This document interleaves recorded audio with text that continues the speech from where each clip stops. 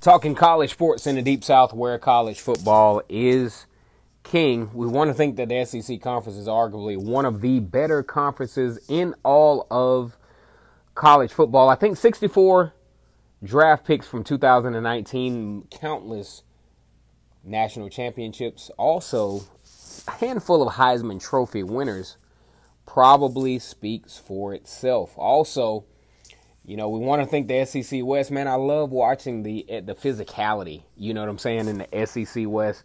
The defensive lines, the linebackers, great defense in the SEC West. If you're trying to move the ball in the SEC West, you better come with it because it goes down in the South. Also, we want to give a shout out to East Alabama, where the loveliest village on the plains rests for Auburn University. They call it the loveliest village on the plains, where the battle cry is War Eagle. Once again, it's K2 to go for Vernon Speak Sports. We're talking Auburn football like you have never seen in your life.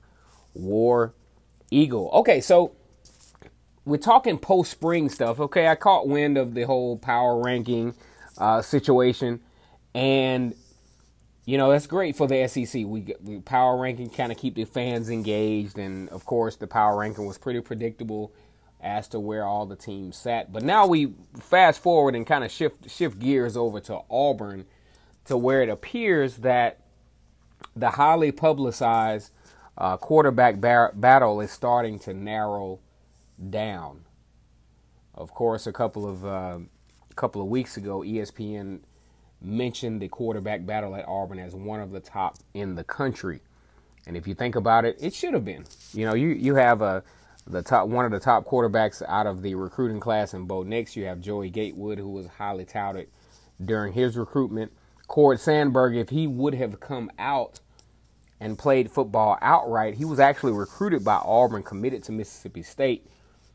Highly recruited as well. A lefty, though, change of pace. Also, you're talking Malik Willis, who's an incredible athlete and, probably the more synonymous to past quarterback Nick Marshall. So, as it turns out, when we look at this thing from a perspective going into summer camp and into fall, it's actually a good thing that Auburn is starting to narrow down the quarterback situation.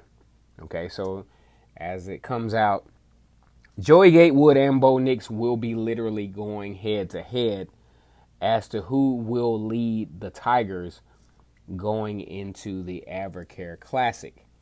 Now, although I would love to still have Malik Willis in the mix, I'm actually glad versus, traditionally, Auburn carries this thing throughout the summer on into fall camp, and you don't know who the quarterback is until kickoff.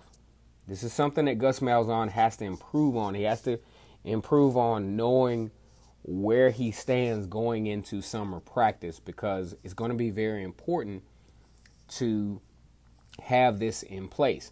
Now, I may be wrong. I'm gonna tell you, I could be real wrong, but something tells me that Alan Green, the athletic director for the Auburn Tigers, is helping Gus out with decision-making with this, because his decision-making is very different from what it was in the past. Now, I'll go out on a limb and say they meet once a week, and I assume they still meet once a week.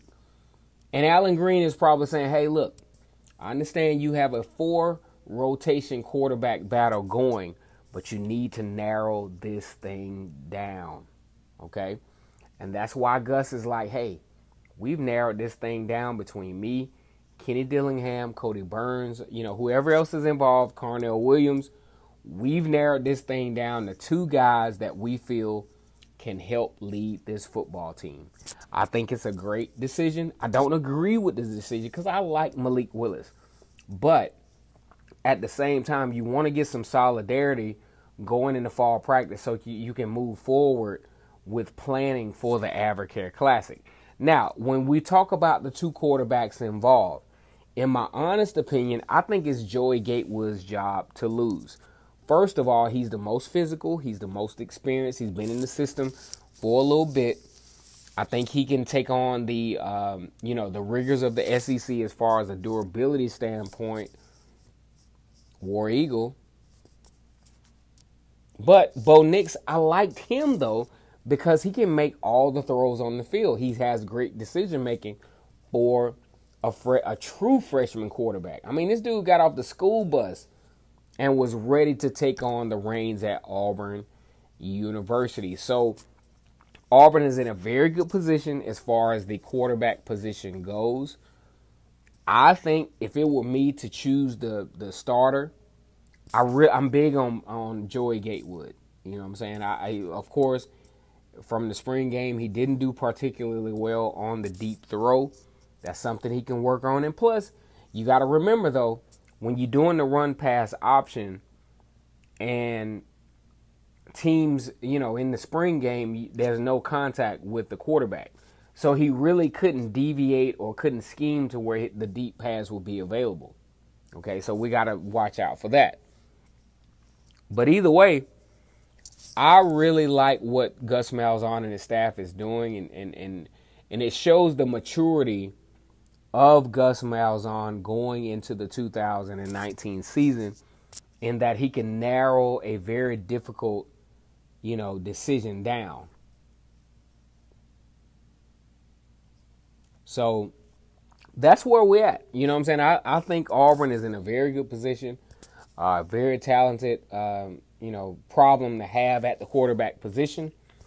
If it were me, I think Joey Gatewood starts, but Bo Nix really is hungry, man. He is the future of Auburn football at the quarterback position. Once again, it's K2 to go for Vernon Speak Sports. Go ahead and like this video or unlike it. I mean, I know people ain't going to always like it. Also, subscribe to the channel. Very important you subscribe to the channel. War Eagle.